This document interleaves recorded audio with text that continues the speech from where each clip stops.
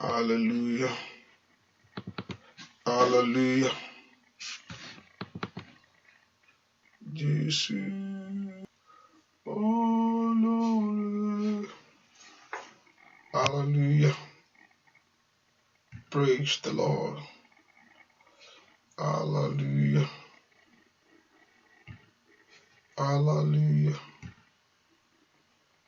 Ẹ jẹ́ á gbàdúrà. Orúkọ Jésù. Orúkọ la Jésù. Ọba tó pọ̀ nípa tágbára gbé ọ̀gá fún oore ọ̀fẹ́ o. Ẹ̀dùnmọ̀ Ísírẹ́lì àyàn ológo fún àánú. Èyí tó fi pa á mọ́, èyí tó fi dá wa sí. Agbé ọ̀gá fún agbára rẹ̀. Agbé ọ̀gá fún ògo rẹ̀ ní àárọ̀ yìí. Ẹ̀dùnmọ̀ Ísírẹ́lì àyàn ọ́ fún iṣẹ́ rẹ̀ nínú ayé wa. Ẹ̀dùnmọ̀ Ísírẹ́lì Olúwa gbọpẹ́, Olúwa gbàyìn. Ìwọ tá gbẹ́kẹ̀lé, ìwọ tá gbójú wa sókè sí. Ìwọ tá wò fún àánú ńlá, fọwọ́ agbára ńlá rẹ̀. Ẹ̀dùnmọ̀ Ísírẹ́lì lórúkọ Jésù Olúwa gbọpẹ́ wa. Bàbá mọ́ lórúkọ Jésù Olúwa gbọpẹ́, Olúwa gbàyìn. Ìwọ Jésù tó pọ̀ nípa tágbára. Ìwọ tó dé gbogbo àlọ́wọ́ àyàn ológo fún iṣẹ́ rẹ̀ lónìí. Gbọ́ fún iṣẹ́ rẹ̀ nínú ayé ẹnìkankan. Agbé ọ̀gá fún iṣẹ́ rẹ̀ nínú ẹbí. Agbé ọ̀gá fún iṣẹ́ rẹ̀ nínú ayé ẹnìkankan bàbá. Ẹ̀dùnmọ̀ Ísírẹ́lì lórúkọ Jésù Olúwa gbọpẹ́. Ìwọ Jésù Olúwa gbàyìn. Wọ́n la gbójú wa sókè sí. Wọ́n la wò láàárọ̀ yìí fún iṣẹ́ ìyà ńlá. Wọ́n la wò láàárọ̀ yìí fún iṣẹ́ ògo. Wọ́n la wò láàárọ̀ yìí fún ẹwà rẹ̀. Ẹ̀dùnmọ̀ Ísírẹ́lì lórúkọ Jésù Olúwa gbọpẹ́. Kábíyèsí Olúwa ná agbára rẹ̀. Olúwa ná ògo rẹ̀. Olúwa ná ẹwà rẹ̀. Olúwa ná ìyanu rẹ̀. Járí ọ̀nà agbára rẹ̀ bàbá. Járí ọ̀nà ògo rẹ̀. A ó sì yìn ọ́ lógo. Láì lórúkọ Jésù Kristi. Wà lùgbàlà wa. Àmín. Àwọn náà jẹ́ ká bẹ̀rẹ̀ sí gbé Ọlọ́run ga láàárọ̀ yìí o. Ẹ ká yìn Jésù fún iṣẹ́ ìyanu rẹ̀. Olóore o mà ṣe o. Ẹ̀dùnmọ̀ Ísírẹ́lì o ṣe. Ìwọ tó pọ̀ nípa tágbára o ṣe nínú ayé mi gbogbo. Ẹ ká dúpẹ́ lọ́wọ́ Ọlọ́run yìí. Ọba tó ń fa àánú gbọ́. Ọba tó ń fa àánú kó ayé rẹ yọ. Ọba tó ń pọ̀ ọmọ. Ọba tó ń dá wa sí. Yọ wá nínú ewu gbogbo. Ọba tí òjòjú tì ọ́. Ẹ ká gbé ọ gíga fún iṣẹ́ rẹ̀ sẹ́. Fún iṣẹ́ rẹ̀ náà. Ká yìn Ọlọ́run kò. Jésù ṣe o. Alágbára gíga o mà ṣe. Onífẹ̀ẹ́ jùlọ o ṣe. Ọlọ́run o ṣe. I want you to lift your voice and just appreciate right now wherever you are. Just give the Lord the praise for what He has done for us. Just give that thanks to Him because He's worthy of all praise. Gbọ́ Ọlọ́run fún oore ọ̀fẹ́ tó fún ọ. Gbọ́ fún àánú rẹ̀ tó rí gbà. Gbọ́ fún agbára ńlá èyí tó fẹ́ ká ayé rẹ̀ sẹ́. Somebody appreciate Him right now and give that honor to Him. Gbọ́ fún Ọlọ́run fún oore ọ̀fẹ́. Ọba tó ṣàánú ayé rẹ̀. Ọba tí ò dúró tì ọ́. Somebody lift a voice and give that praise to the Lord. Gbọ́ kó fọkàn rẹ dúpẹ́ níwájú Ọlọ́run ní àárọ̀ yìí. Pé Jésù ṣe o. O ṣe fún oore rẹ̀ nínú ayé mi. Jésù ṣe o. Jésù ṣe o. Gbọ́ fún oore rẹ̀ nínú ayé rẹ sẹ́. Gbọ́ fún oore rẹ̀ nínú ayé ọmọ rẹ. Gbọ́ fún oore rẹ̀ nínú ẹbí rẹ. Gbọ́ fún oore rẹ̀ nínú ayé ìdílé rẹ gbogbo. Lift your voice and thank the Lord for the blessing of Him in your life. Fún oore Ọlọ́run ní gbogbo ọ̀nà. Gbọ́ káfẹ̀mí ìmoore hàn níwájú rẹ̀ sẹ́. Pé Jésù ṣe o. Fún oore rẹ̀ ní gbogbo ọ̀nà lórí ayé mi. Jésù ṣe o. Fún oore rẹ̀ lórí iṣẹ́ mi gbogbo. Nínú ayé àwọn ọmọ mi ó ṣe. Somebody thank Him. Give that thanks to Him. Give that honor to Him. Give that glory to Him. Give that adoration to Him. Give that praise to Him. Dúpẹ́ fún oore ńlá tó ṣe ní ayé rẹ lónìí. Dúpẹ́ fún oore ńlá tó ṣe ní ẹbí rẹ lónìí. Dúpẹ́ fún oore ńlá tó ṣe ní gbogbo. Ẹ ká dúpẹ́ lọ́wọ́ Ọlọ́run yìí, ọba tó pọ̀ nípa àtàgbára, ọba tó ní gbogbo agbára lọ́wọ́, ọba tó dojú tì àwọn tiẹ̀, ọba tó ran àwọn tiẹ̀ lọ́wọ́. Dúpẹ́ lọ́wọ́ Ọlọ́run. Jésù ṣé o, Jésù ṣé o, Jésù ṣé o, Jésù ṣé o, ẹni mọ Ísírẹ́lì ò ṣe. Dúpẹ́ láàárọ̀ yìí, ẹ jẹ́ kí ọkàn wa yín kó yìn, ẹ jẹ́ kí ọkàn wa kó yìn, ẹ jẹ́ kí ọkàn wa kó gbéga, ẹ jẹ́ kí ọkàn wa kó yìn, ẹ jẹ́ kí ọkàn rẹ kó gbé Ọlọ́run ga, ẹ jẹ́ kí ọkàn rẹ kó yìn Ọlọ́run lọ́wọ́lọ́wọ́ báyìí fún oore gbogbo tó ń ṣe, fún àánú gbogbo tó rí gbà. Olúwa o ṣeun, Olúwa o ṣeun, Olúwa o ṣeun, Olúwa o ṣe fún oore rẹ nínú ayé mi, Olúwa o ṣe fún oore rẹ nínú ayé àwọn ọmọ mi, Olúwa o ṣe fún oore nínú ayé ẹbí mi, Olúwa o ṣeun. Jésù o ṣeun, ẹni mọ Ísírẹ́lì o ṣe, ẹni mọ Ísírẹ́lì o ṣe o. A gbé ọ ga. Jésù o ṣe, Jésù o ṣe o. Olúwa yìn ọ́ fún iṣẹ́ rẹ. Jésù o ṣe fún iṣẹ́ rẹ nínú ayé mi. Jẹ́ ká gbé Ọlọ́run yìí ga sẹ́. Jésù o mà ṣeun, Jésù o mà ṣeun, Jésù o mà ṣeun, Jésù o mà ṣeun, Jésù o mà ṣeun. A yìn ọ́ fún oore gbogbo, a yìn ọ́ fún oore gbogbo, a yìn ọ́ fún oore gbogbo, a yìn ọ́ fún àánú rẹ gbogbo ní gbogbo ọ̀nà. Kábíyèsí o ṣe o. Gbé Ọlọ́run yìí ga sẹ́. Jésù o mà ṣe o, Jésù o ṣe o. Olúwa ẹ ṣé,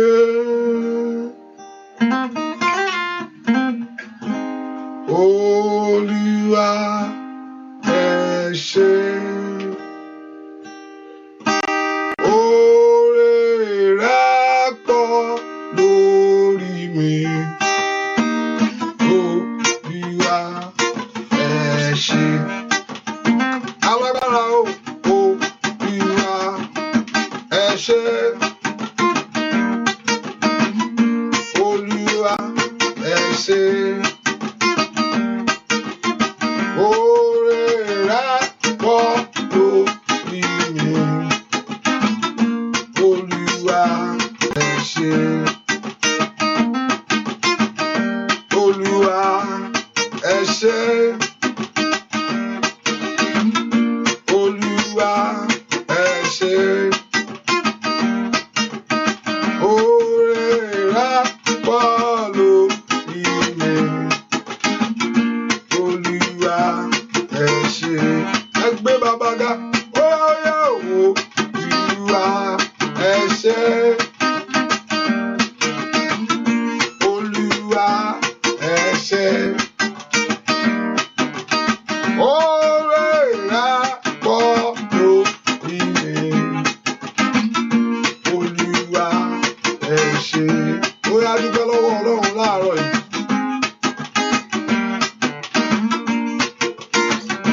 Ọba tó ṣàánú ayé rẹ mò ń rí. Ọba tó ṣàánú lórí ọmọ rẹ gbogbo.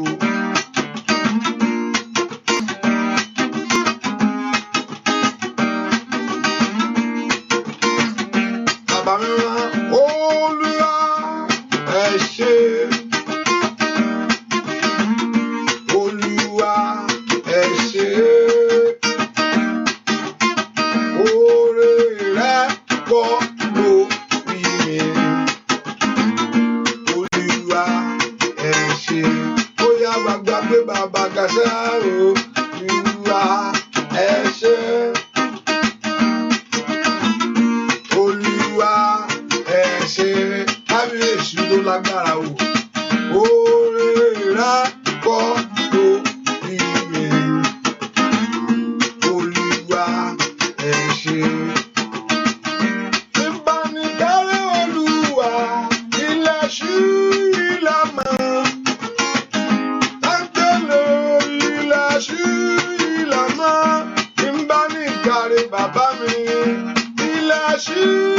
la main. Il a su la main. Imbani kare Olúwa. Il a su la main. Atele. Il a su la main.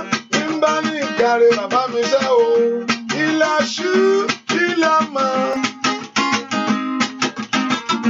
Il a su la main. Imbani kare baba mi. Il a su la main. Atele. Il a su la main.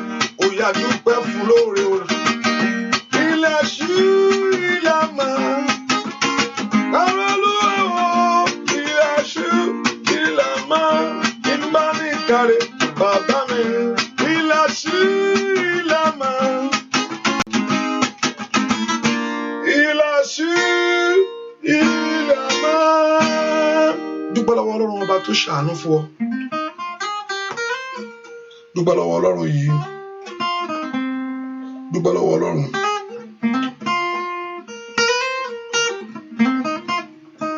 Dúpẹ́ Jésù mà ṣe o. Jésù ṣe o.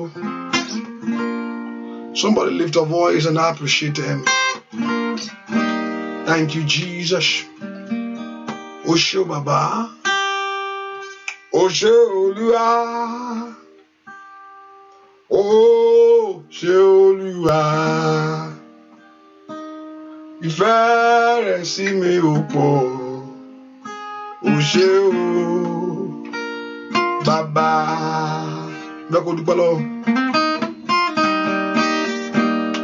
O ṣé Olúwa. Mo yìn ọ́ o Olùgbàlà. Ìfẹ́ rẹ̀ sí mi ò pọ̀. Mo dúpẹ́ o bàbá. Ìfẹ́ rẹ̀ sí mi ò pọ̀. O ṣé o bàbá.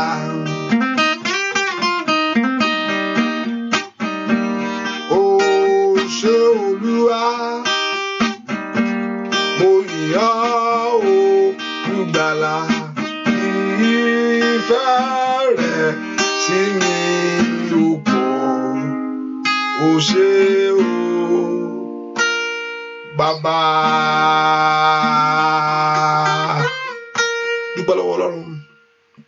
Bẹ́ẹ̀ kò gbé Ọlọ́run ga. Jésù ṣeun láàárọ̀ yìí o. Somebody lift your voice and thank him. Dúpẹ́ lọ́wọ́ Ọlọ́run láàárọ̀ yìí sẹ́. Ọlọ́run mo yìn ọ́. Ọlọ́run mo gbé ọ ga o. Can somebody lift your voice and appreciate him? Can somebody just exhort him? Jésù ṣe o. Mo gbé Olúwa ga. Bó tóbi.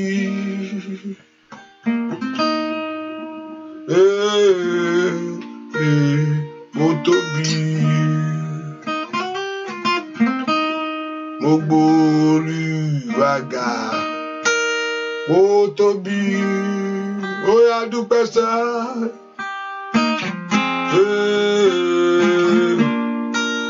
Ó tóbi. Ẹ bá mi gbéga. Gbéga.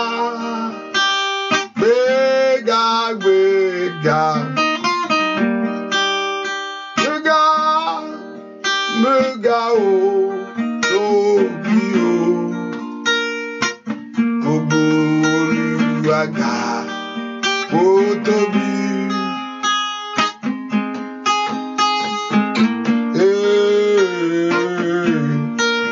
Ó tóbi.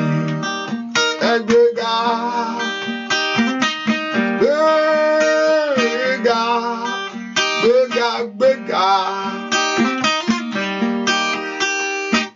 Gbéga. Gbéga o. Tóbi o.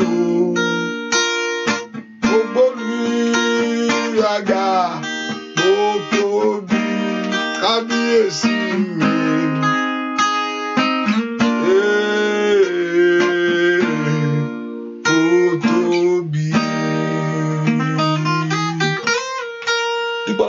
ọba tó ṣàánú fún. Somebody lift your voice and just begin to appreciate him. Ọba tó tóbi nínú ọlá ńlá rẹ̀. Ọba tó tóbi nínú ọlá ńlá rẹ̀ sẹ́. Ọba tó tóbi nínú ọlá ńlá rẹ̀. Somebody give that thanks to him. Ẹ ká fi ọpẹ́ fún Ọlọ́run yìí torí pé àánú rẹ̀ dúró láéláé. Ẹ fi ọpẹ́ fún Olúwa nítorí àánú rẹ̀ dúró láéláé. The mercy of the Lord is everlasting. Àánú Ọlọ́run dúró láéláé lórí ayé rẹ̀. Àánú Ọlọ́run dúró láéláé lórí ayé ọmọ rẹ̀. So just thank him this hour. Ẹ ká fi ọpẹ́ fún Ọlọ́run yìí.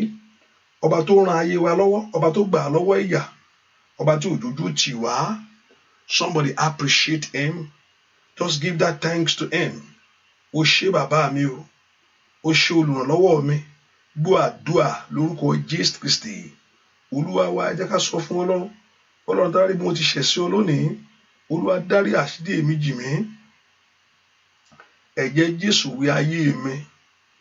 Bẹ́ẹ̀ kó porúkọ Jésù dáadáa. Ọlọ́run jọ̀ọ́ ẹ̀jẹ̀ rẹ kó wẹ̀ mí ní àárọ̀ yìí. Bẹ́ẹ̀ kó sọ pé ẹ̀jẹ̀ Jésù kó wẹ̀ ọ́. Olúwa jẹ́ kí ẹ̀jẹ̀ rẹ kó wẹ̀ mí. Let the blood of Jesus Christ wash me. Bẹ́ẹ̀ kó bẹ̀rẹ̀ fún ẹ̀jẹ̀ ọ̀dọ́ àgùntàn tí ń wẹ ayé ẹni. Èyí tí ń wẹ ayé ẹni mọ́. Olúwa fi ẹ̀jẹ̀ ńlá rẹ wẹ̀ mí. Bẹ́ẹ̀ kó porúkọ Jésù. Ọlọ́run Ísírẹ́lì Olúwa fi ẹ̀jẹ̀ ńlá rẹ wẹ̀ mí. Let my life be covered in your blood. Ẹ̀jẹ̀ Jésù wẹ̀ mí lónìí. Bẹ́ẹ̀ kó porúkọ Jésù dáadáa. Olúwa fi ẹ̀jẹ̀ ńlá rẹ wẹ̀ mí. Bẹ́ẹ̀ kó pe Jésù dáadáa mi tó wà sẹ́. Olúwa fi ẹ̀jẹ̀ ńlá rẹ wẹ̀ mí. Ẹ̀jẹ̀ Jésù wẹ̀ ayé mi. Ẹ̀jẹ̀ Jésù wẹ̀ ayé ọmọ mi. Ẹ̀jẹ̀ Jésù wẹ̀ iṣẹ́ mi. As the blood of Jesus. Olúwa fi ẹ̀jẹ̀ ńlá rẹ wẹ̀ mí lónìí. Orúkọ Jésù dáadáa. Olúwa fi ẹ̀jẹ̀ ńlá rẹ wẹ̀ mí. Orúkọ Jésù dáadáa mi tó wà sẹ́. Father, let my life be covered in your blood. Wọ́n lọ pe Jésù dáadáa. Olúwa fi ẹ̀jẹ̀ ńlá rẹ wẹ̀ mí. Jésù. Mo béèrè fún ẹ̀jẹ̀ rẹ lónìí. Jésù. Mo béèrè fún ẹ̀jẹ̀ rẹ lónìí. Somebody begin to plead the blood of Jesus Christ over your life. Kí ẹ̀jẹ̀ Jésù kó wẹ̀ ọ́ kó tú ayé rẹ ṣe. Kí ẹ̀jẹ̀ Jésù kó wẹ̀ ọ́ kó tú ayé ọmọ rẹ ṣe. Ẹ kó porúkọ Jésù dáadáa. Ẹni máa Ísírẹ́lì dẹ̀jẹ̀ lé mi lórí. Ẹni máa Ísírẹ́lì dẹ̀jẹ̀ lé mi lórí. Ẹni máa Ísírẹ́lì dẹ̀jẹ̀ rẹ lé mi lórí. Plead that blood of Jesus Christ over your life. Sọ fún ẹ̀jẹ̀ Jésù kó wẹ̀ ọ́ tọmọtọmọ. Bẹ́ẹ̀ kó béèrè fún ẹ̀jẹ̀ ńlá ni. Èyí tí ń wẹ ayé ẹni mọ́. Èyí tí ń tú orí ẹni ṣe. Èyí tí ń gba ayé ẹni lọ́wọ́ ìyà. Olúwa dẹ̀jẹ̀ lé mi lórí mo fẹ́ kó sọ mí dọ̀tun. Somebody pray. Ask the blood of Jesus Christ to wash you right now. Olúwa dẹ̀jẹ̀ lé mi lórí kó tú orí mi ṣe. Béèrè fún ẹ̀jẹ̀ ńlá ni. Ask the blood of Jesus. Mo béèrè fún ẹ̀jẹ̀ rẹ lónìí. Olúwa dẹ̀jẹ̀ lé mi lórí. Pray that the blood of Jesus Christ should cleanse you. Pray that the blood of Jesus Christ should wash you. Jẹ́ kí ẹ̀jẹ̀ Jésù kó wẹ̀ ọ́. Ẹ̀jẹ̀ Jésù kó wẹ̀ ayé rẹ. Ask the blood of Jesus Christ to cleanse you, to purify your heart. Ask the blood of Jesus Christ to wash you. Ẹ̀jẹ̀ Jésù wẹ̀ ayé mi lọ́wọ́lọ́wọ́. That the blood of Jesus Christ should cleanse you. Can you plead that blood of Jesus Christ upon your life? Béèrè fún ẹ̀jẹ̀ Jésù sẹ́. Kí ẹ̀jẹ̀ Jésù kó wẹ̀ ayé rẹ. Somebody plead the blood of Jesus. Ask the blood of Jesus. Ask the blood of Jesus Christ to purify your heart. Ẹ̀jẹ̀ Jésù wẹ̀ mí lónìí.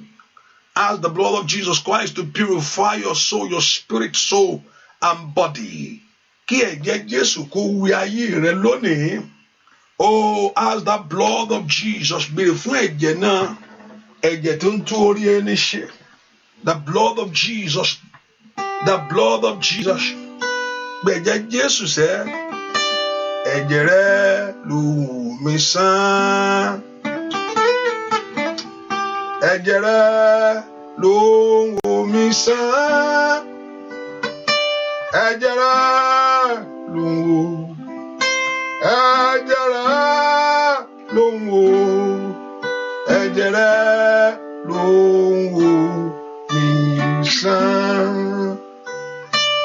ẹ̀jẹ̀ rẹ̀ ló ń gbà mí là. Let that blood cleanse you. Ẹ̀jẹ̀ rẹ̀ ló ń wò mí sàn. Ẹ̀jẹ̀ rẹ̀ ló ń wò. Ẹ̀jẹ̀ rẹ̀ ló ń wò. Ẹ̀jẹ̀ rẹ̀ ló ń wò mí sàn. Ẹ̀jẹ̀ rẹ̀ ló ń gbà mí là. As the blood, ẹ̀jẹ̀ rẹ̀ ló ń gbà mí là. Ẹ̀jẹ̀ rẹ̀ ló ń, ẹ̀jẹ̀ rẹ̀ ló ń wò. Ẹ̀jẹ̀ rẹ̀ ló ń wò mí. Plead the blood of Jesus. The blood of Jesus, ẹ̀jẹ̀ rẹ̀ ló ń gbà mí là. Lift up all, ẹ̀jẹ̀ rẹ̀ ló ń wò mí sàn. Ẹ̀jẹ̀ Jésù, ẹ̀jẹ̀ rẹ̀ ló ń wò. Ẹ̀jẹ̀ rẹ̀ ló ń wò. Ẹ̀jẹ̀ rẹ̀ ló ń wò mí. Ẹ̀jẹ̀ Jésù kówé ayé mi nù sẹ́. Ẹ̀jẹ̀ rẹ̀ ló ń gbà mí là. Ẹ̀jẹ̀ rẹ̀ ló ń wò mí sàn. Ẹ̀jẹ̀ rẹ̀ ló ń wò. Ẹ̀jẹ̀ rẹ̀ ló ń wò. Ẹ̀jẹ̀ rẹ̀ ló ń wò mí sàn. Orúkọ Jésù dáadáa. Ask the blood of Jesus Christ to cleanse you. To clean every family curse. Gbogbo ègún ìran. Every power of darkness. Gbogbo agbára òkùnkùn. Let the blood of Jesus right now begin to cleanse my life. Ask the blood of Jesus to remove every evil mark. Gbogbo ẹ̀jẹ̀ náà kó every evil mark. Gbogbo àmì kámi. Gbogbo àmì ọ̀tá. Gbogbo àmì òkùnkùn. Let the blood of Jesus Christ begin to remove right now.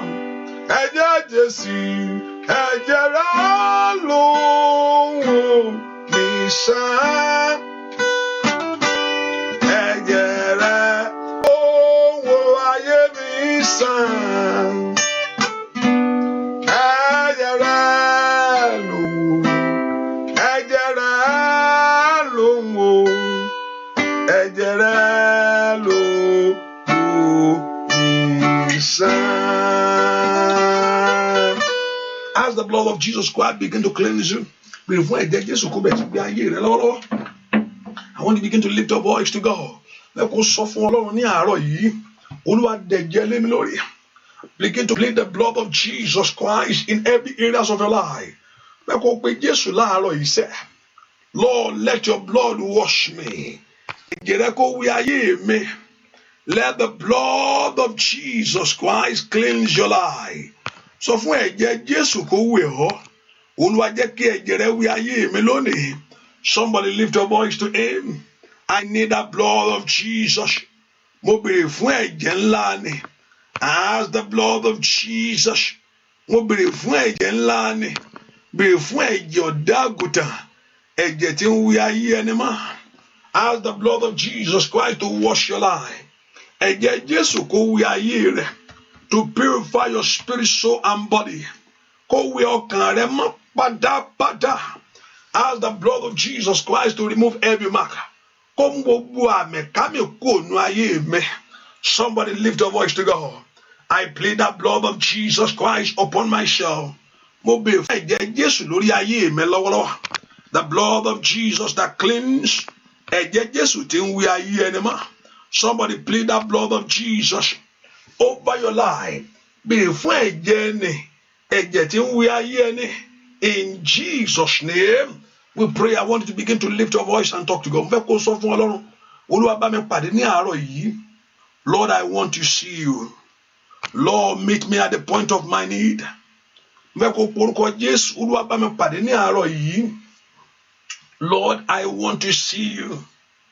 I want you to meet me at the point of my need. Mo fẹ́ kó bá mi pàdé. Ẹ kó porúkọ Jésù dáadáa. Olúwa mo fẹ́ rí ọ ní àṣálẹ́ yìí, ní àárọ̀ yìí. I want to see you this morning. Ẹ kó sọ fún Jésù pé o fẹ́ rí. Ẹ kó sọ fún Ọlọ́run pé mo fẹ́ rí ọ. Mo fẹ́ rí ọ ní àárọ̀ yìí.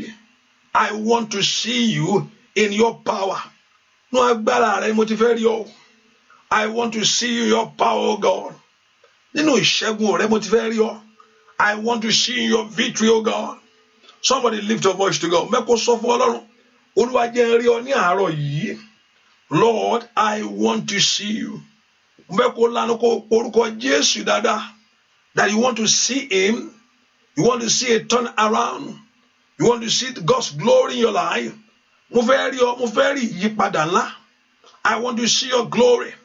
I want to see your glory in my life. Mo fẹ́ rí ọ ẹwà rẹ nínú ayé mi. Somebody lift your voice to God.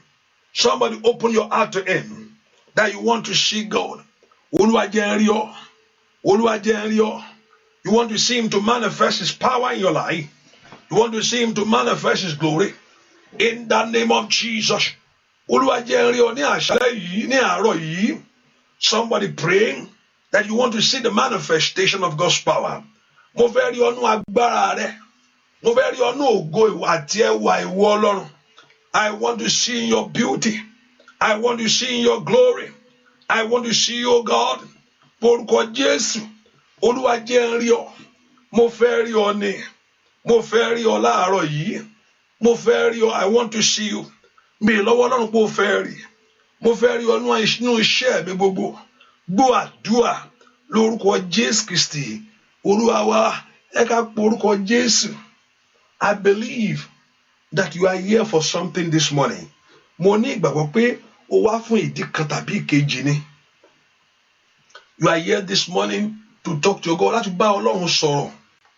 I believe in my heart that you want the touch of God for your life. O ń fẹ́ ìfọwọ́kàn Ọlọ́run. Ẹ ká porúkọ Jésù dáadáa. Tell the Lord, Ọlọ́run tí mo wá fún ní àárọ̀ yìí, ẹ jẹ́ kó ní ìyanjú.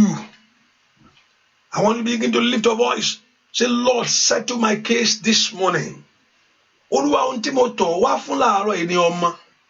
I'm here because of child or fruitfulness. I'm here concerning my job. Mo wá nítorí iṣẹ́ mi ni bàbá. Olúwa jẹ́ kí ohun tí mo tọ̀ wá fún láàárọ̀ yìí jẹ́ ó ní ìyanjú. I want you to begin to lift your voice and talk to God. My Father, settle my case this morning. Oh, settle my case this morning. Bẹ́ẹ̀ kò Jésù Olúwa yanjú ọ̀rọ̀ ayé mi dáadáa. Oh, Olúwa yanjú ọ̀rọ̀. I want you, God, to settle my case. Somebody lift your voice to God. Bẹ́ẹ̀ adé yanjú kó yanjú ọ̀rọ̀ tiẹ̀ láàárọ̀ yìí o. The Lord God of heaven to settle your case this morning. The Lord you are going to settle the case of your children. The Lord you are going to settle your marriage this morning. Porúkọ Jésù dáadáa. Ẹ pé Jésù dáadáa sẹ́. Olúwa jẹ́ kí ọ̀rọ̀ mi kó ní ìyanjú láàárọ̀ yìí. Jẹ́ kí ayé mi kó gba ojútùú. Somebody pray that Lord God of heaven to settle your case. Sọ fún Jésù dáadáa láàárọ̀ yìí. Ask him, the Lord God of heaven, the makers of all things. Olùṣẹ̀dá ohun gbogbo. Ó yá jẹ́ kí ọ̀rọ̀ tèmi ní ìyanjú láàárọ̀ yìí. Somebody lift your voice to God. That the Lord God of heaven to settle your case. Ẹ jẹ́ kí ọ̀rọ̀ ayé mi kó gba ojútùú. Somebody cry before the Lord. Ẹ porúkọ Jésù dáadáa. Father, in your power. Bàbá nú agbára rẹ. Settle my case. Father, in your power. Bàbá nú agbára rẹ. Yanjú ọ̀rọ̀ mi. Father, in your power. Nínú agbára rẹ lónìí. Yanjú ọ̀rọ̀ ayé mi. Mantototo libakabagabagaba. Ruseketelebokababa. Mako pranda katagabo. Liprendo toko pagaba. Gbọ́ lórúkọ Jésù Kristi. Olúwa wa. Gbọ́ lórúkọ Jésù Kristi. Olúwa wa ní kíákíá pọ̀ ọmọ ẹnìkejì wọlé. Dìde tógúntógún. Dìde tìjàtìjà o. Dìde nínú agbára rẹ. Dìde Ọlọ́run mi. Kó wá ṣèrànwọ́ fọ́kàn mi. Ìrànlọ́wọ́ mò ń fẹ́. I need your help, God. Dìde tógúntógún. dìde ìjà tìjà, dìde nínú agbára rẹ̀, dìde Ọlọ́run mi òun àṣìrà ọ̀fọ̀, ó yá dìde dìde tógúntógún, dìde ìjà tìjà, dìde nínú agbára rẹ̀, dìde Ọlọ́run mi òun àṣìrà ọ̀fọ̀ kan mi, dìde tógúntógún, dìde ìjà tìjà, dìde nínú agbára rẹ̀, dìde Ọlọ́run mi òun àṣìrà.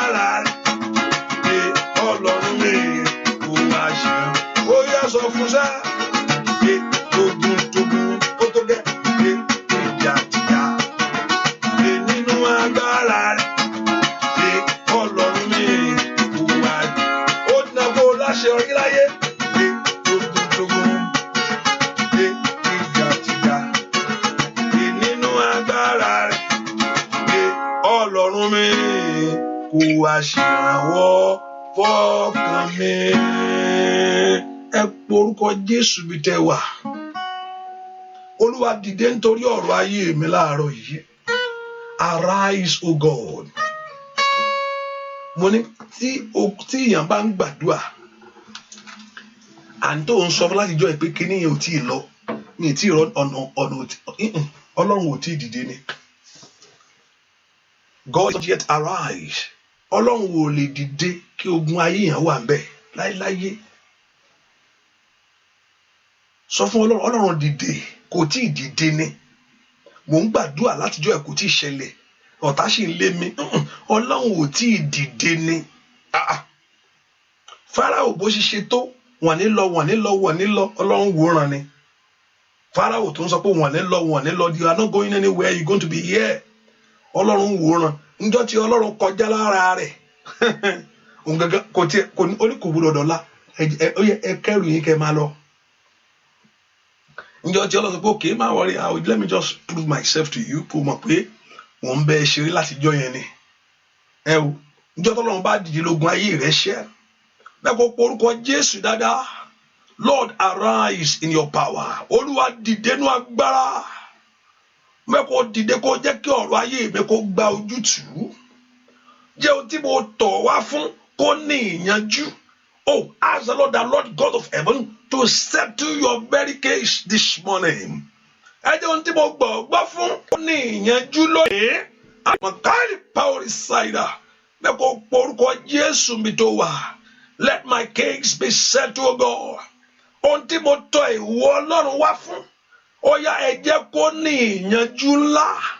That the Lord God of heaven to settle case this morning. Ẹ jẹ́ kí ọ̀rọ̀ ayé mi kó gba ojútùú. Olúwa dìde nú agbára. Olúwa dìde nú ògo. Olúwa dìde nú ìbùkún rẹ. Olúwa dìde nú ẹwà rẹ. Arise, O God, in your blessing. Arise, O God, in your glory. Arise, O God, concerning my life. So make you all go did in Paris. So go did concerning that your papers you are believing God for, concerning that job you are looking unto God for. Torí iṣẹ́ tó ń gbọ́ Ọlọ́run gbọ́ fún. Pé Ọlọ́run alààyè kó dìde. Olúwa dìde. Olúwa dìde. Olúwa dìde. Porúkọ Jésù. Arise, O God. Máa ń pe Jésù dáadáa. Ẹn tó pọ̀ nípa àdágbára. Ẹ dìde nítorí ọ̀rọ̀ ayé mi.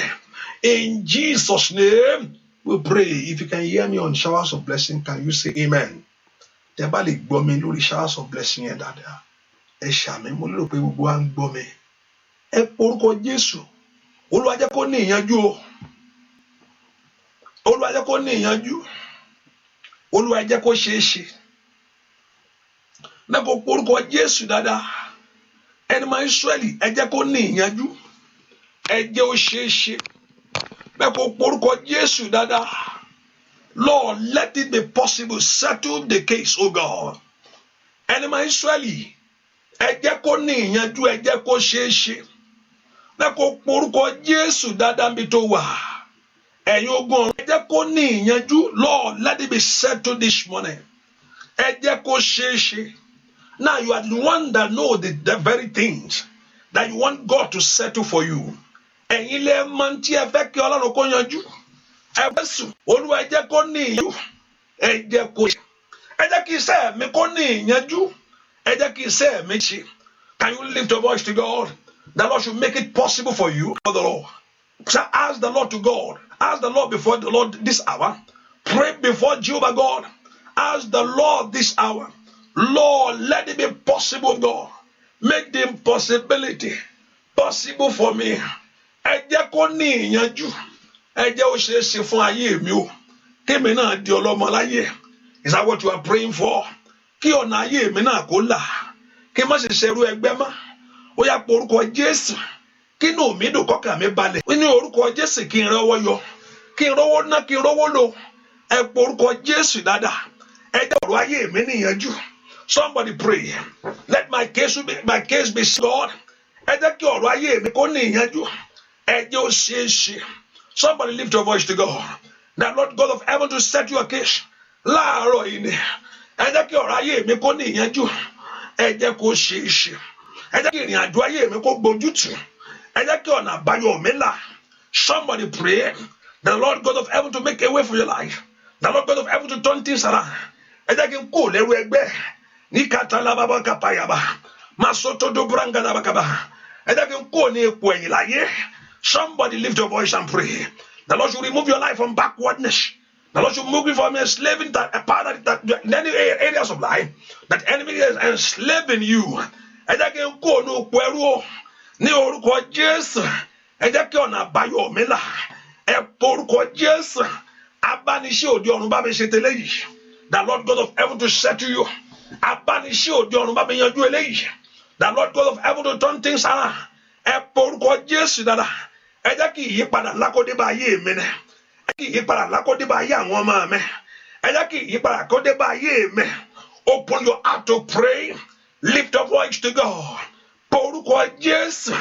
Ẹ jẹ́ kí ọwọ́ ọ̀tún agbára kó kàn mí. Ẹ jẹ́ kí ọwọ́ àṣeyọrí ńlá kó wọnú ayé mi wá.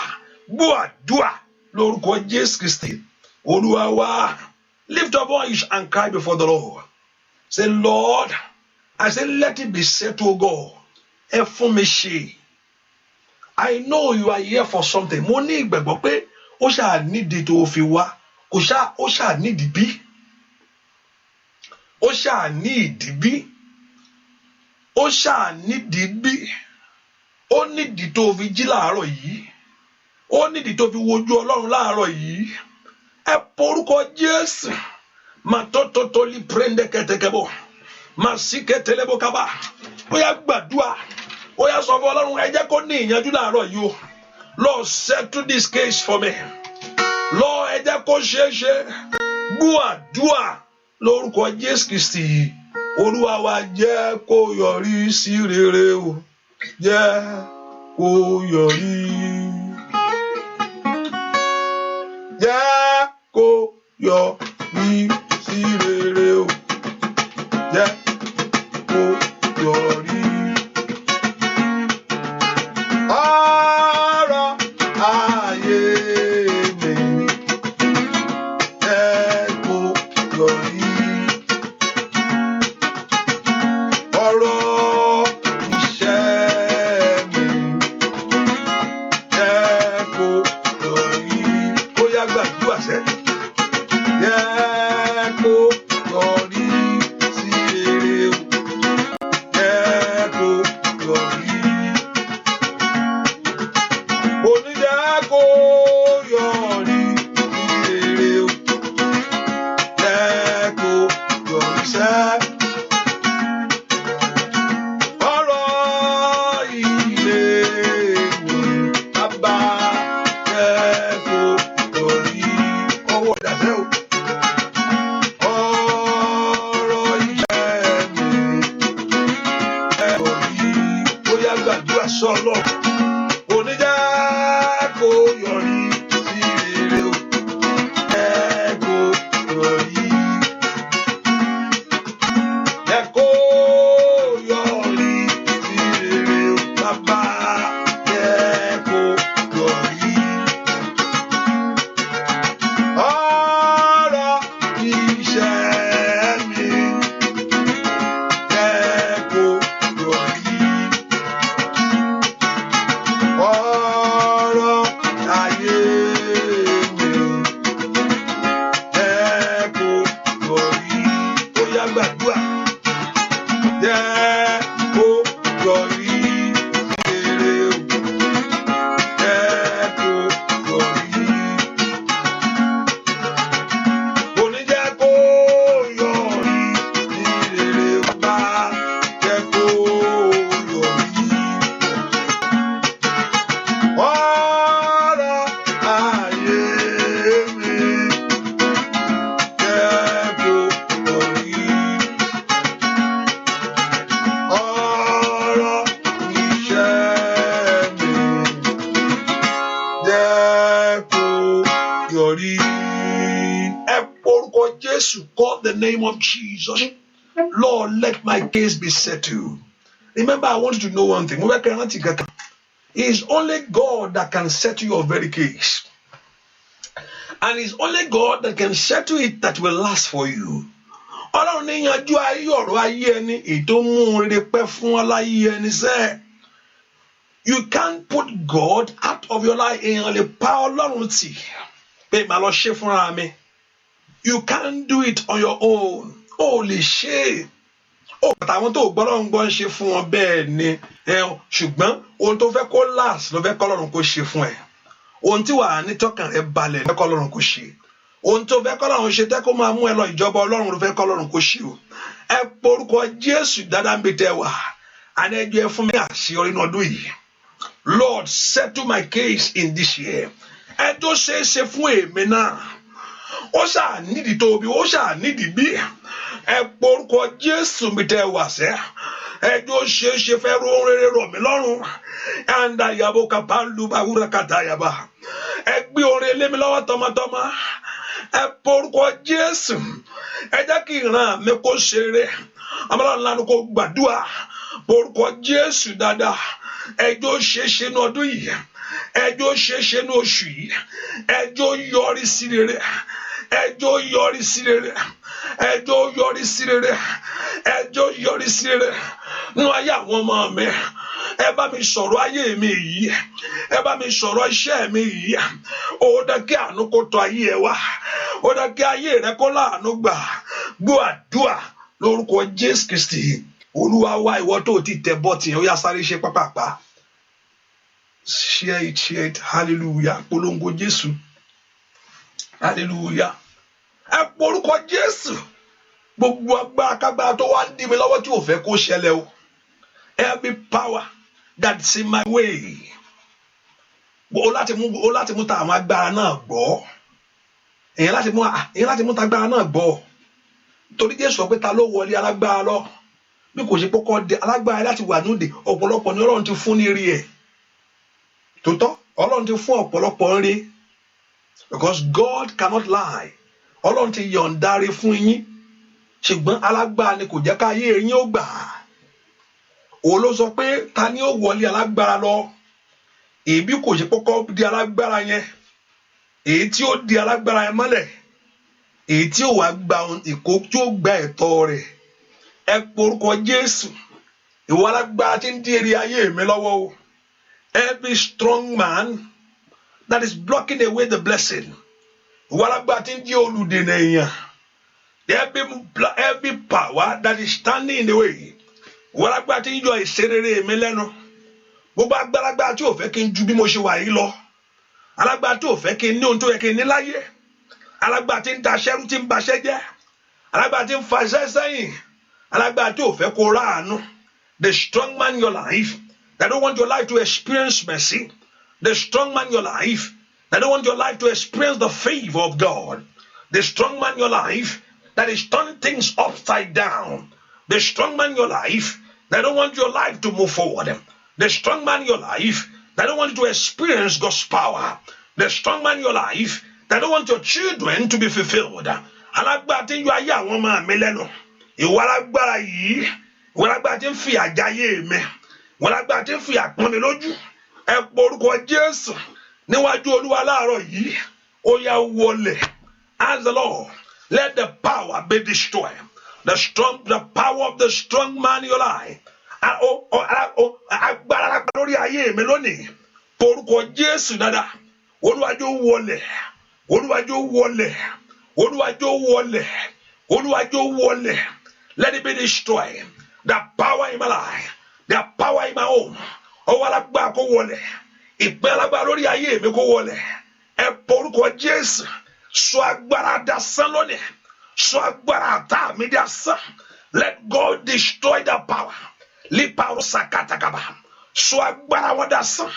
Bò wọ́n jẹ́ lórí ayé mi. Destroy their voice over my life. Destroy their voice over my children. Destroy their voice over my marriage. Ẹ jẹ́ kó ohun alágbára kó bàjẹ́. Ohun alágbára tó de ayé mi mọ́lẹ̀. Ohun alágbára tó de iṣẹ́ mi mọ́lẹ̀. Ohun alágbára tó de ògo mi mọ́lẹ̀. Ohun alágbára tó jẹ́ kí n rí ìrànlọ́wọ́ gbà. Ohun alágbára tó fẹ́ kó débi tó yẹ kó dé.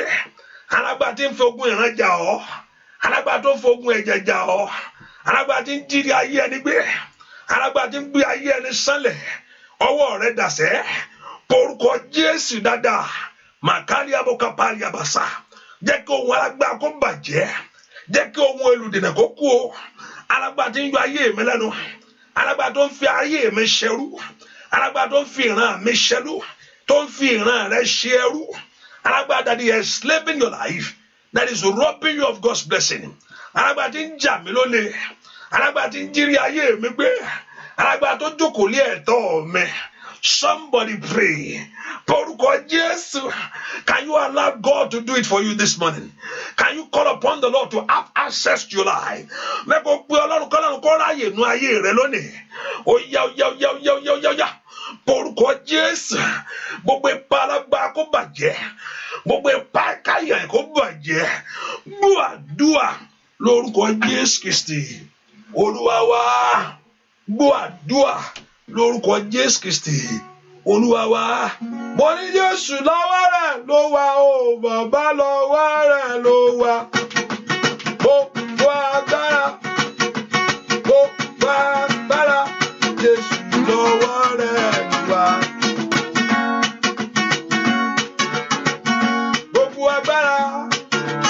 Gbogbo agbára, Jésù lọ́wọ́ rẹ̀ ló wà.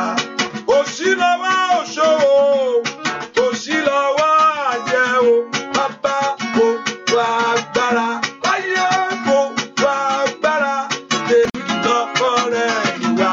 Óyá, lórí ayé mi o, bàbá mi máa. Let Jehovah God manifest his power.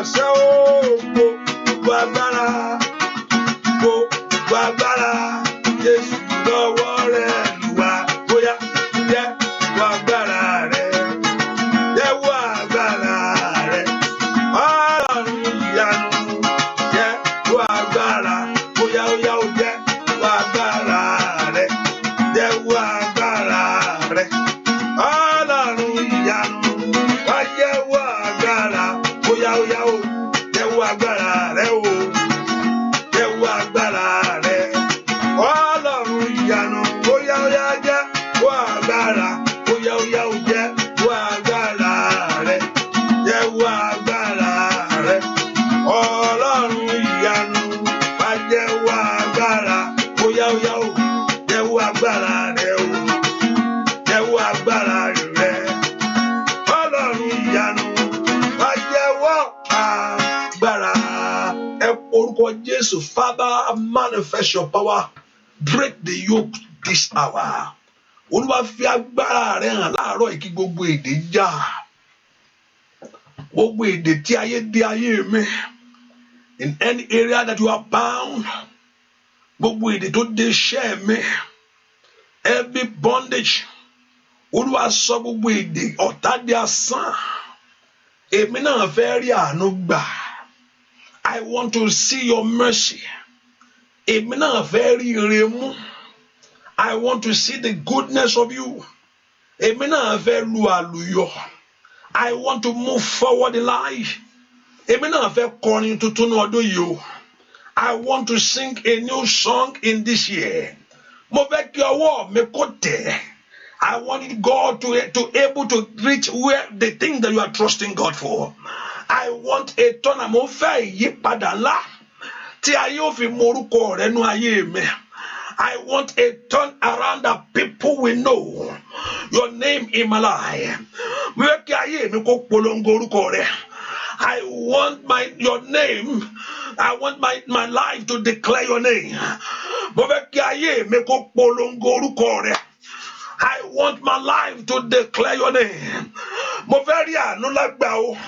I want to experience your mercy. Mo fẹ́ rí ìyanu lágbà.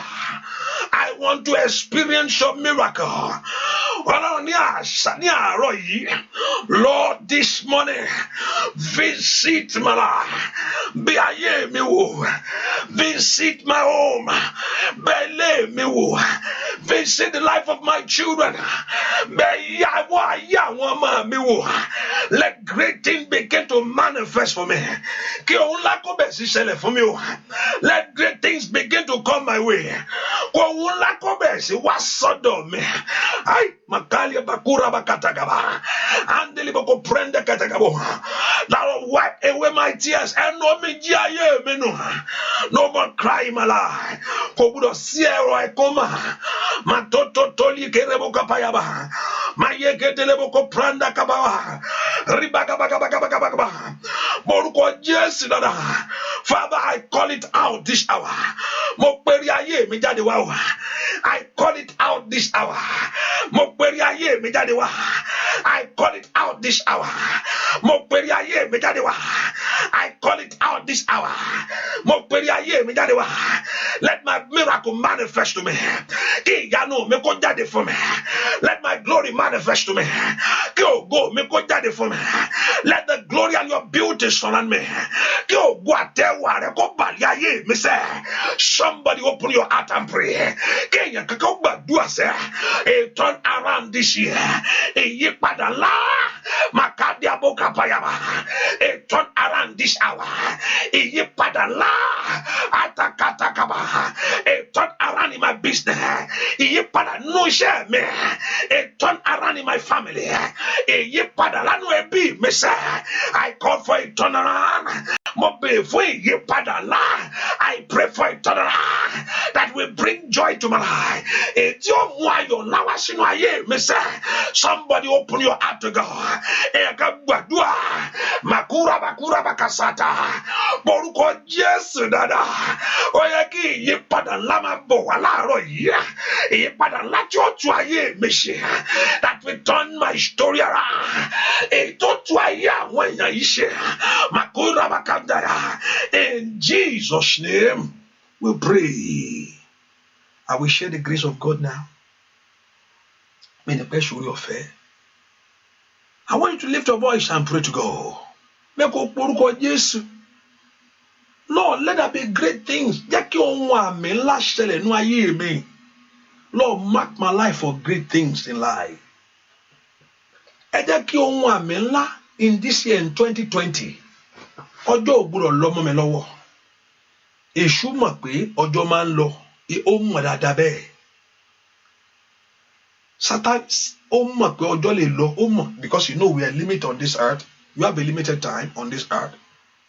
He knows that, at least ẹni tó bá pé wọ́n ìjẹ́ nìkan tó pé 150 láyé ìsìn mọ́. Mi gbọ́ o. Ó mọ̀ pé ẹni tó bá lò jù náà ní pé ó ṣe dáadáa tó ń ṣe gbogbo ẹ̀ 120 gángan nǹkan mi àti dé. Bẹ́ẹ̀ ni. Hallelujah. He knows that you have a limited time. So ó mọ̀ pé ọjọ́ péréte lóní. So ó máa ń fi àkókò ẹni ṣòfò. Wasting our time, delaying our time. That's why you don't silent concerning your case. Ìdí tó òfin ní dákẹ́ nípa ọ̀rọ̀ ayé rẹ ni èṣù mọ̀ pé ó tó yẹ gẹ́gẹ́ báyìí kó tó máa mọ̀ kéèyàn tó mọ̀ wọ́n ti àwọn mọ́mí ń pé 80 àwọn dáàdì ń pé 85. Hallelujah. Kí ni màmá 80 fẹ́ tí wọ́n ṣe mọ́ ó tọ́nà. Hallelujah. He knows that very well. Sátánì mọ̀ yẹn dáadáa. Gbogbo agbára tó ń fi àkókò ayé mi ṣòfò. Every power wasting my time. Every power delaying my time. Gbogbo agbára èyí tó ń fi àkókò ayé mi ṣòfò. That is wasting the time of your fulfillment. Èyí tó fẹ́ kọjọ́ lọ mọ́ mi lọ́wọ́ kò ní kó kú.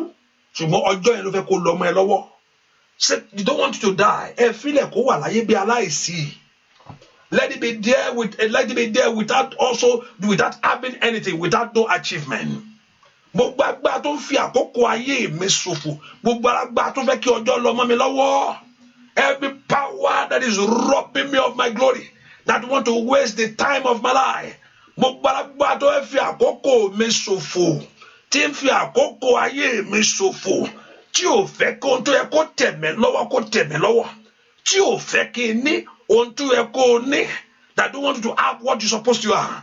Tí ò yẹ kó yóò jẹ́ kí n wà bí tó yẹ kí n wà báyìí. Alágbára tí ń dọ̀nà ayé mi rú. Mà tó líkèrè bó kapa. Mà sékétékélé bó kapa. Ó yá. Mo lágbára tí ń fi àkókò ayé mi ṣòfò. Ní orúkọ that is wasting my time. Dúà lórúkọ Jésù Kristi. Olúwa wa, you can still share it, do that. Ìwọ la fi gbé máa rà sí ọba. Ìwọ la fi gbé máa rà sí ọba. Ẹ̀jẹ̀ láti ń domi ayé mi rú. Bàbá fi wọ gbé kìnìún ayé tí halẹ̀ mọ́ mi. Bá mi kóso, ó yá, ọ̀la fi gbé máa rà sí ọba. Ọwọ́ rẹ̀ dà, ìwọ la fi padà sí ọba. Ẹja ńlá tó domi ayé mi wú. Bàbá fi wọ gbé kìnìún ayé tí halẹ̀ mọ́ mi. Má mi mú so. Alágbára tí ń bẹ ní ọ̀rọ̀ rẹ sẹ́. Alágbára tí yọ ayé rẹ lẹ́nu. Gbogbo alágbára tí ò fẹ́ kó rírí Ọlọ́run láyé. Ìwọ gbé wọn sá. Ẹja ńlá tó ń domi ayé mi rú. Bàbá fi wọ gbé ìmú ayé tí halẹ̀ mọ́ mi. Bá mi óyá òyì wọ̀lá fi gbé màánà sí ọba. Ìwọ là fi gbé màánà sí ọba. Ẹja ńlá tó ń domi ayé mi rú. Bàbá fi wọ gbé ìmú ayé tí halẹ̀ mọ́ mi. Bá mi mú so. Ẹni tó lọ fẹ́ kò ní ṣe lójú wọn sẹ́. Gbogbo alágbára tó ní gbogbo kó ní ṣó. Tó ní gbogbo ọ̀nà níwà tí bá wù ú láyé o. Ẹ jẹ́ kó máa lọ gbogbo ọ̀nà ló máa ti rí wa náà. Alágbára tó lówó ò ní fàyè rẹ̀ lẹ̀.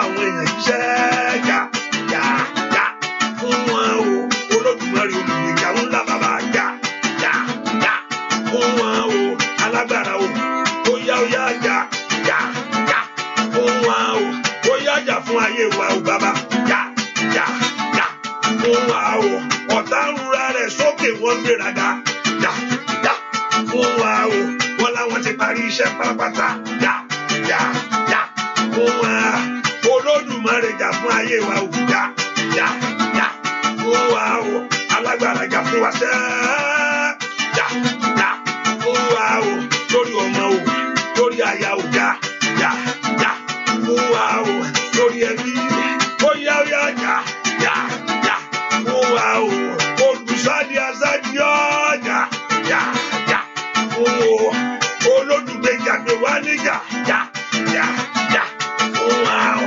ó yá má jòjú tí ayé àwọn wa yá rágàdàgàdàgàdàbà Olódùmarè jà fún ayé wa o yá yá yá ó yá Jésù yá yá yá fún wa o ó tó kí Ọlọ́run wá sẹ́ yá yá yá fún wa o ìyá yìí pẹ̀lú Olódùmarè yá yá yá ayé màkáyà ẹ̀gàn yìí tó kí Olódùmarè bàbá yá yá yá fún wa o ayé gbéraga o sí ọjà yá yá fún wa o ní gbogbo ọ̀nà bàbá mi máa yá yá yá ó yá pé Jésù yá yá yá fún wa o ògo náà kókú jáde yá yá yá fún wa o ọlá rẹ kó fara kankan yá yá yá fún wa o bàbá mi máa jà fún ayé wa sẹ́ yá yá ayé màtáyé brada bàbá mi máa jà fún ayé wa o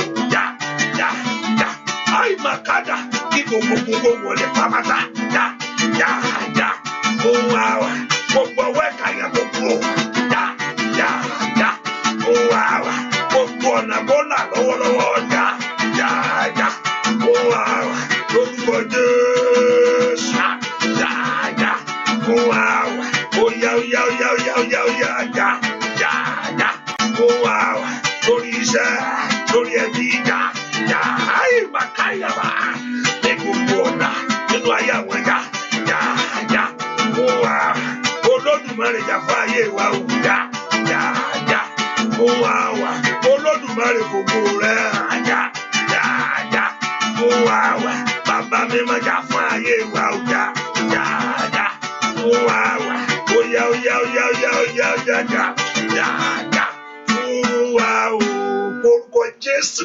Olúwa yanjú ọ̀rọ̀ mi kò gbúdọ̀ lé fún ayé mi mọ́ ẹni tó wá ń bá Ọlọ́run ní o gbúdọ̀ tó wá bọ́ Ọlọ́run kí ayé ẹ tó wà ní yàmá ẹ orúkọ Jésù Lord arise and settle my case this hour ẹ jẹ́ ká yanjú ọ̀rọ̀ ayé mi ní ó ní kí n má ṣẹ̀ṣọ́ ó ní kí n gbẹ́kẹ̀lé ìwọ Ọlọ́run ó ní kí n má wà agbára kan síbi kankan ó ní kí n fi gbàgbọ́ mi sínú ó tún fi gbàgbọ́ mi sọ ìyà ògbúdọ̀ tún jẹ mí ẹ bọ orúkọ Jésù lónìí Olúwa jà fún ayé mi alágbára tí ń domi ayé mi rú èèyàn kan tó ní kò ní ṣojú òun gbogbo májèmú tó lóun ò ní gbà fún mi gbogbo ọkùn tó lóun jẹ́ ń lọ lónìí bọ́ọ̀lì bọ́ọ̀lì ṣáìdà ó yá ó yá ó yá alágbára tó ń fi ayé mi yílẹ̀ ní orúkọ Jésù lónìí Olúwa dìde ẹ jà fún ayé mi ẹ gbè mí níjà gbọ́ àdúrà lórúkọ Jésù Kristi Olúwa wa àmín gbọ́ àdúrà lórúkọ Jésù Kristi Olúwa wa àmín gbọ́ àdúrà lórúkọ Jésù Kristi Olúwa wa àmín gbogbo èèyàn tí ń ṣe àìsàn ní àgọ́ ara mo pa ní àṣẹ mo fẹ́ kí ìwòsàn kó ṣẹlẹ̀ ní àgọ́ ara ẹ báyẹn gbogbo èèyàn tí ń ṣe àìsàn ní àgọ́ ara anyone that is sick in their body lórúkọ Jésù ó yá sàn lọ́wọ́lọ́wọ́ I command the healing of God mo béèrè fún ìwòsàn rẹ lọ́wọ́lọ́wọ́ báyìí nínú gbogbo tí ń ṣe ọ́nà àgọ́ ara yẹn every strange power in your body kó gbọ́ ọ̀rọ̀ Olúwa lọ́wọ́lọ́wọ́ kó jáde lọ́wọ́lọ́wọ́ báyìí àmín gbogbo ohun tí ayé ti dí lórúkọ Jésù kí Ọlọ́run kó tú sílẹ̀ àmín with everything that the enemy have blocked I command a release I command a release I command a release. I command your freedom. I command your liberty. Ọlọ́run lẹ wá bá láàárọ̀ yìí. You are here before your God, your creator. You are here before the one that made you. Níwájú Ọlọ́run lẹ wà, orí ó wà níbi tó wà yẹn. Ó wà níbi gbogbo. Jésù wà níbi gbogbo. Ó wà níbi gbogbo. Jésù wà níbi gbogbo. Ó wà níbi gbogbo. Mo ní Jésù wà níbi gbogbo. Ó wà níbi tó wà yẹn. He's there with you. He's there where you are. I pray, let the yoke break now. Amen. I command your liberty. You are here to receive from the Lord. You are here to receive from the Lord.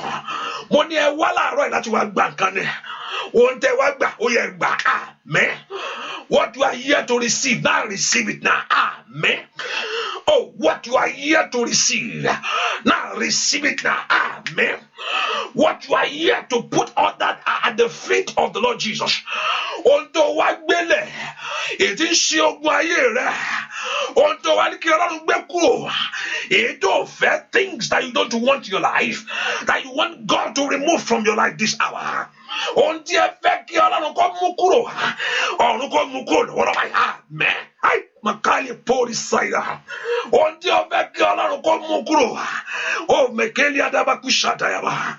When everything that you want God to remove from you, onti o fe ki Ọlọ́run ko mú kúrò nu ayé. Oya ẹ̀yin ogun ọ̀run ẹ mú kúrò. Amen.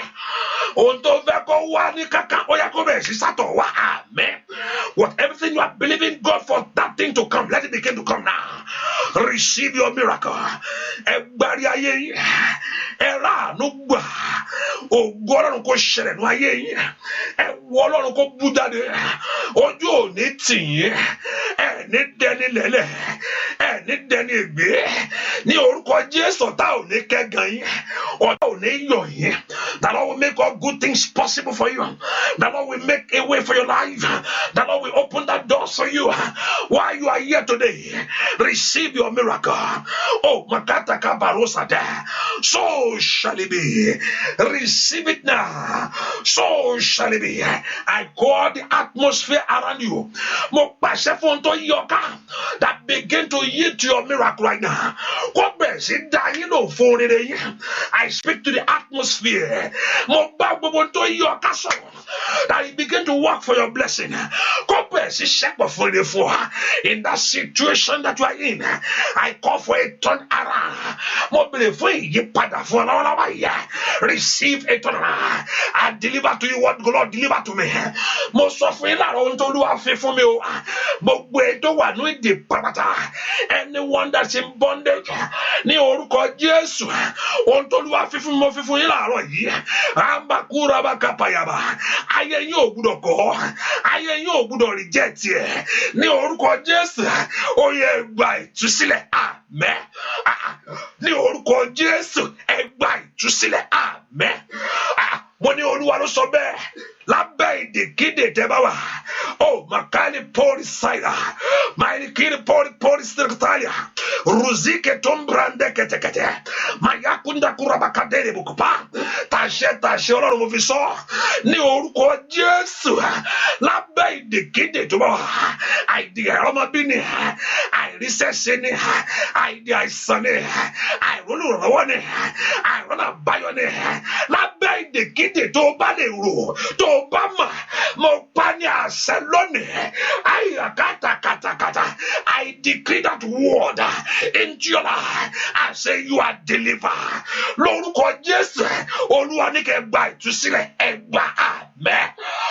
Mo ní Olúwa ní kẹ́ gba ìtúsílẹ̀, lórúkọ Jésù, ẹ gba ìtúsílẹ̀.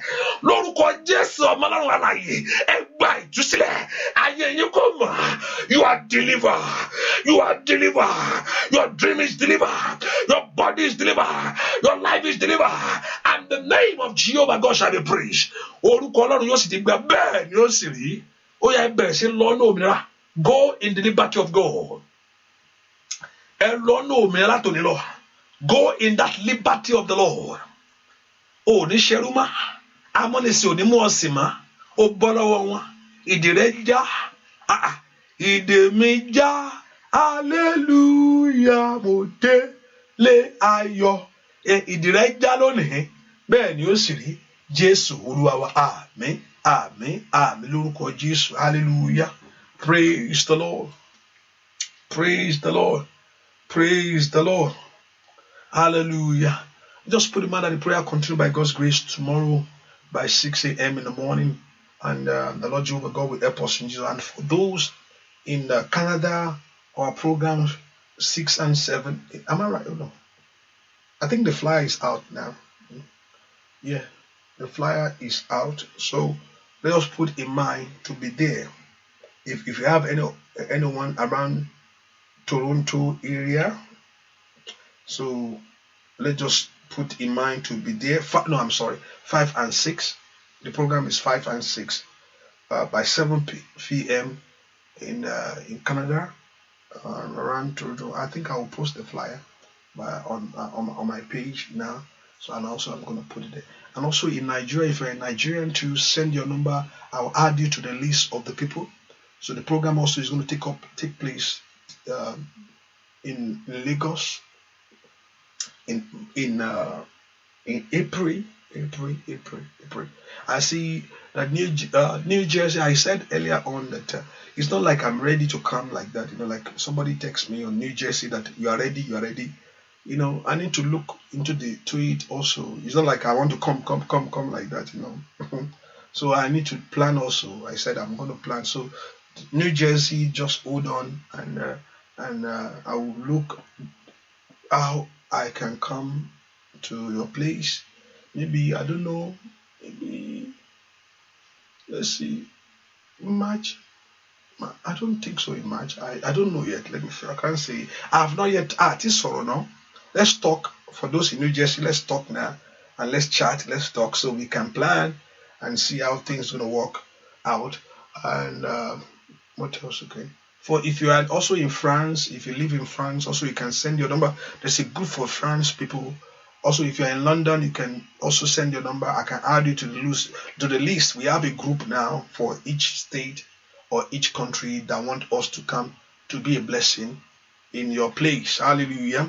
So we plan, we talk, we see how things are going to work together for us. Hallelujah. And also you can add your number by God's grace. And also before our time, also we're going to prayer. We're going to pray before I come to your place. Hallelujah. And I know the Lord Jehovah God is going to be a wonderful thing. I know. So you can invite your friends and family.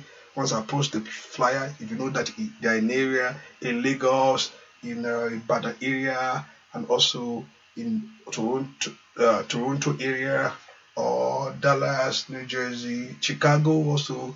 If you're in Chicago also, you can also Chicago. I think we have Chicago list now too. We have France list. And also Ireland, if you're in Ireland, everyone, just let me know. We add the number, we leave it there. So anytime we walk one by one to it by God's will. So it's not like I said earlier on that it's not like no. So we need to talk and see, look at the schedule, look at everything. So I'll be able to plan to do it. So I'm just having the list. So we're able to plan things. The Lord Jehovah God will bless you and do great things for you by God's grace. And I've been saying that we are, I think we're about to enter a new month. So, yes. And I know that Lord Jehovah God will do great things for us in Jesus. And also, you can be a blessing by supporting the work of God. You can go on our website. We need your support to do this. There's nothing free. Salvation itself is not free. Offending bala, but all cost any kind of life. Offending bala should be all cost any kind of life. It also salvation is also costly. There's nothing free. But if offela funny, but you appreciate it, to cost Jesus nearly, so that you may live. So if economy bala now, and so if you offend, but offend no continue. Because what cost any life? Somebody lays his own life for you so that he will live. So it costs Jesus his life. But he wants us to give you the free, but you appreciate it. Appreciate is what you cherish it, you love it, you guide it. You guide it, just don't toss it anyhow. You guide it. You guide your salvation. Walk your salvation with trembling and fear. It's not just free, you throw it at any time. Just ojubo. The Lord Jehovah God will help us in Jesus' name. Hallelujah. As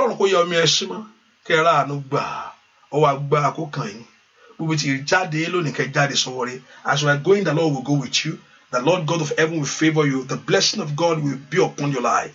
Go in this God's blessing and return back with a great testimony. It shall be well with you.